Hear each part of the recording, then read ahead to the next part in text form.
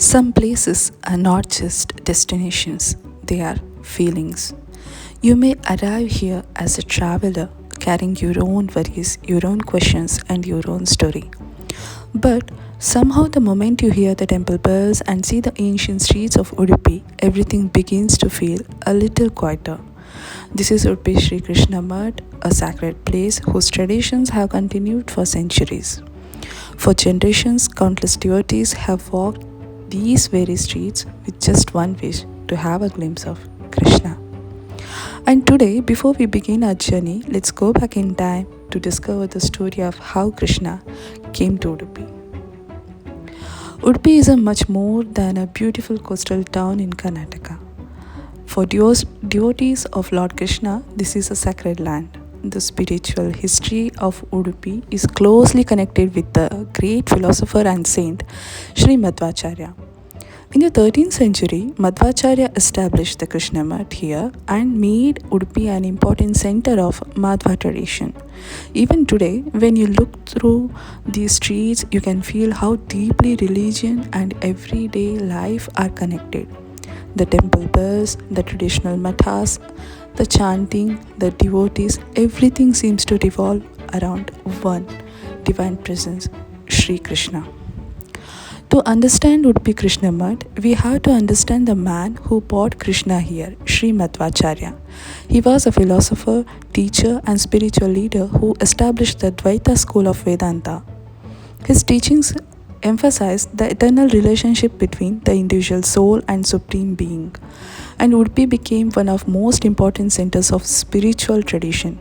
Madhvacharya is traditionally believed to have discovered the beautiful idol of Balakrishna under extraordinary circumstances, and that story takes us from the peaceful streets of Udupi to the turbulent waters near Malpe.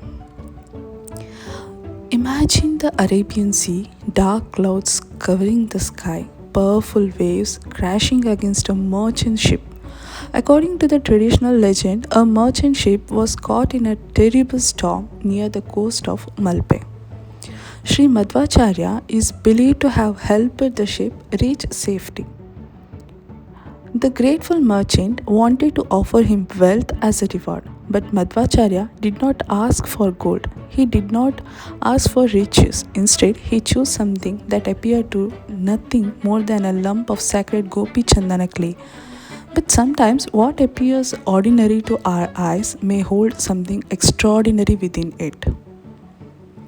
And then came the moment that changed the story of Udupi forever. According to traditions, when the sacred Gopi Chandana clay was opened, something divine was revealed, a beautiful idol of Balakrishna. The very Krishna who had been hidden from sight was now ready to be worshipped once again. Imagine that moment, a saint discovering the form of a beloved deity and realizing that this was not simply a statue but something deeply sacred. Madhvacharya then brought the idol to Udupi, and from that moment, Udupi became home to Krishna tradition that has continued for centuries.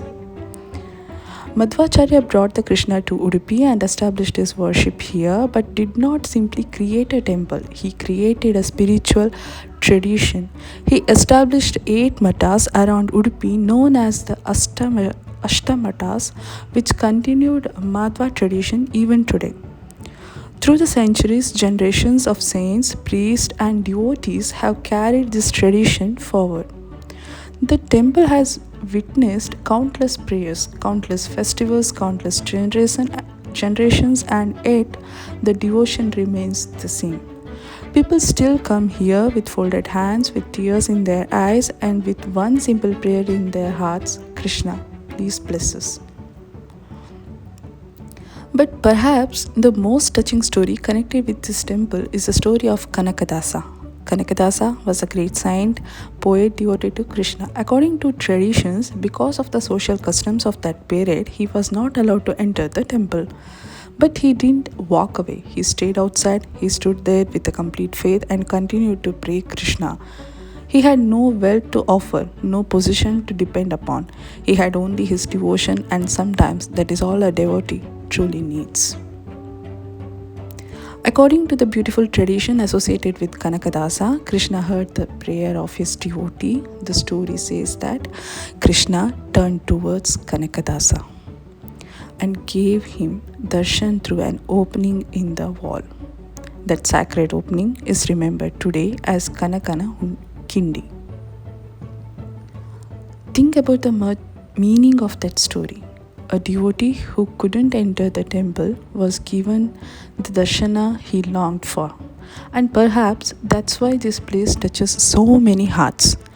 Because the story reminds us that devotion is not measured by wealth, not by status, not where we come from. Sometimes all that matters is a sincerity which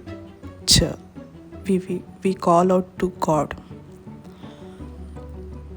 The spiritual legacy of Udupi doesn't end with temple. Around Krishnamat, there are 8 traditional mathas established in the Madhva tradition. They are known as Ashtamathas: Palimaru, Adamaru, Krishnapura, Puttige, Shirur, Sode, Karnur, and Pejavara. These mathas have played an important role in preserving the teachings and traditions connected with Udupi Krishna. And through the centuries old Paryayak tradition, the responsibility for worship and administration of Krishnamat passes from one Mata to another every 2 years. So the tradition continues generation after generation. Annadasoha. But there is another tradition here that I found especially beautiful, Annadasoha. Food is served to devotees as an expression of service. People sit together and everyone receives the same sacred meal. There is something powerful about that sight because spirituality isn't always found only in prayer. Sometimes it is found in feeding someone, in serving someone, in making sure that nobody leaves hungry. Here, food becomes an offering and service becomes a form of devotion, and perhaps that is another lesson Udupi Krishna teaches us. When we serve others with love, we are also serving Krishna. And finally, the moment every devotee waits for darshan. Unlike many temples, here Krishna is traditionally viewed through the sacred Navagraha Kindi, 9 openings, and beyond them the beautiful form of Sri Krishna. As you slowly move forward, you may hear people praying softly around you. You may hear the temple bells. You may see hundreds of people waiting for just a few seconds of darshan. And then your turn comes. You look through window and there he is. For a moment, everything else disappears. The crowd, the noise, the journey, the worries, everything becomes silent. There is only you and Krishna. More than 8 centuries have passed since the beginning of this sacred tradition. Generations have changed, people have come and gone.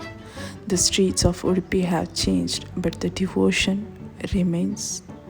The temple bells still ring, the prayers still rise, devotees still walk towards Krishna with folded hands, and somewhere in those ancient walls, the stories of Madhvacharya, Kanakadasa, and countless devotees still live on.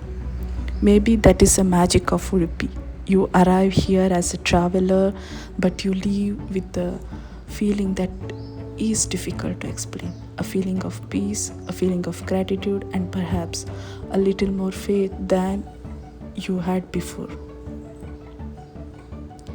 God was waiting for us all along. Jai Shri Krishna. And with that, our Udupi journey comes to an end. Thank you. For more stories, follow this channel and subscribe. Thank you.